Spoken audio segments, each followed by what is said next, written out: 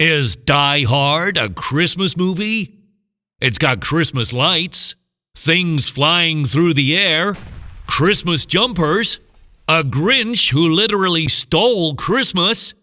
John's wife is called Holly, but its most famous line, yippee-ki-yay mother, doesn't sound like something you'd write in a Christmas card.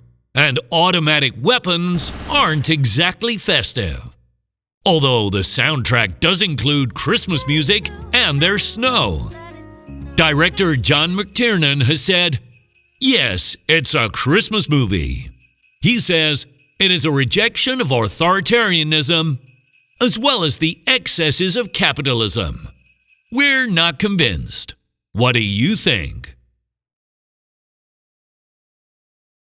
We are cognitive, making the complex simple.